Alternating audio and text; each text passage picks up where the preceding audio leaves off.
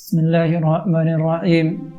حضرت امام حسین کی شہادت عظمیٰ کا واقعہ اسلام کی تاریخ عظیمت کا ایک روشن باب ہے۔ یہ فدائیت اور اسلام کی راہ میں قربانی کا وہ عظیم ترین نمونہ ہے جس کی ابتدا حضرت اسماعیل سے ہوتی ہے۔ علامہ اقبال نے اس حقیقت کو نہایت خوبی کے ساتھ پیش کیا ہے۔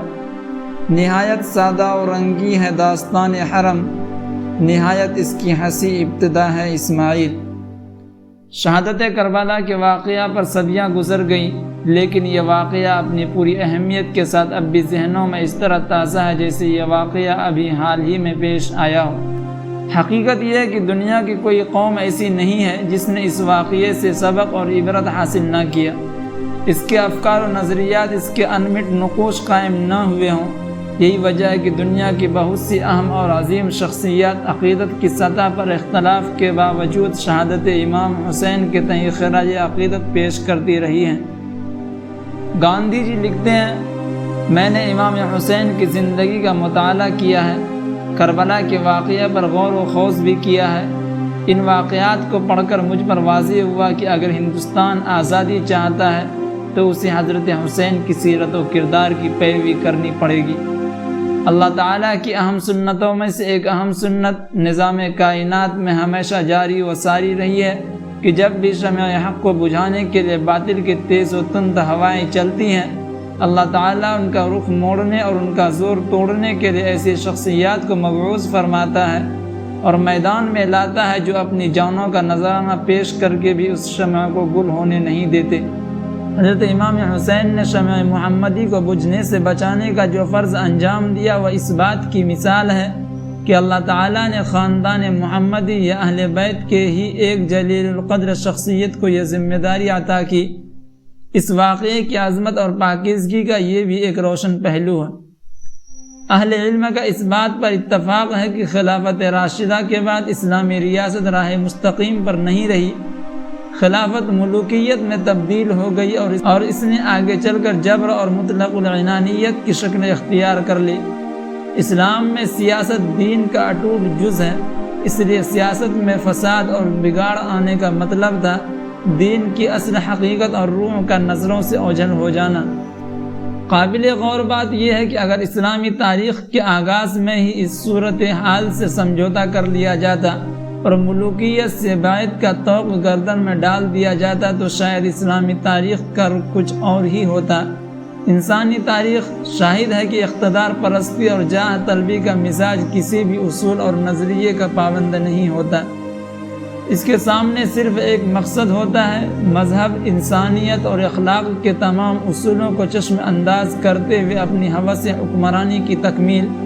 حضرت امام حسین کا کارنامہ یہ ہے کہ انہوں نے پوری امت کی طرف سے فرض کفایہ کے طور پر اسلامی نظام اجتماعی کے تحفظ کی خاطر اپنی قیمتی جان قربان کر دی۔ اس طرح شہادت امام حسین حق کی حفاظت کے لیے آخری حد تک خود کو لٹا دینے اور سب کچھ نچھاور کر دینے کا آخری استعارہ اور روشن علامت بن گئی۔ امت کا سودائے اعظم اس بات کا اعتقاد رکھتا ہے کہ حسین کا قتل اصل میں یزید کی ہی موت ہے اور یہ کہ اسلام کی زندگی کربلا جیسی واقعات میں ہی پوشیدہ ہے۔ قتل حسین اصل میں مرگ یزید ہے، اسلام زندہ ہوتا ہے ہر کربلا کے بعد۔ حسینی روح اور جذبہ امت میں ہمیشہ کار فرما رہا، جب بھی اسلام کو سربلند اور افضل الجہاد کلمۃ حق عند سلطان جائر، سب سے بڑا جہاد ظالم حکمراں کے سامنے کلمہ حق بلند کرنا ہے، وقت کے جابر و ظالم طاقتوں کے خلاف سینہ سپر ہونے کی ضرورت پیش آئی۔ حسینی جذبہ سے سرشار سرمایہ امت کی نگہبانی کرنے والوں نے اس سے کبھی دریغ نہیں کیا۔ اسی جذبہ شہادت و عظیمت کی میراث کو سنبھالے ہوئے فلسطین کی مظلومین اور مستضعفین نصف صدی سے زیادہ عرصہ سے اپنے سینوں پر گولیاں کھاتے ہوئے میدان حق میں ڈٹے ہوئے ہیں۔ صفاق صہیونی فوجیں ان کی اجتماعی وجود کو تار تار کر دینے کے درپے ہیں، لیکن وہ کسی بھی قیمت پر سر تسلیم خم کر دینے کے لیے تیار نہیں۔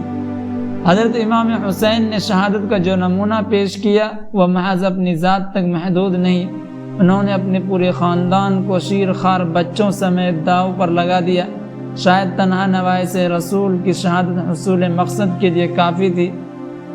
لیکن نوجوانان جنت کے سردار حضرت امام حسین کے سامنے پوری انسانیت کے لیے یہ نظیر قائم کرنا تھی کہ حق کی علمبرداری اور دین کا احیاء اس بات کا تقاضا کرتا ہے کہ دین سے محبت رکھنے والا اس کے لیے اپنی کسی بھی عزیز سے عزیز متاع کو بھی اللہ کی راہ میں لٹا اور مٹا دینے سے گریز نہ کرے۔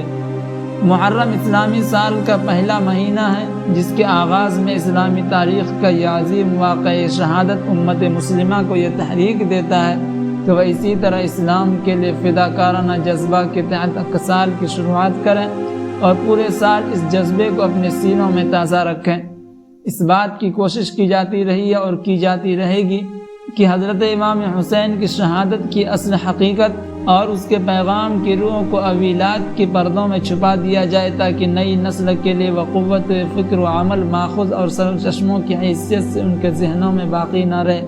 اس لیے ضرورت اس بات کی ہے کہ حضرت امام حسین کی شہادت کبریٰ کے اس واقعے کے پیغام کو عام کرنے اور اس کے روح سے لوگوں کو واقف کرانے کی کوشش کی جائے۔ حضرت امام حسین کے تئیں ہماری سچی خراج عقیدت یہی ہے۔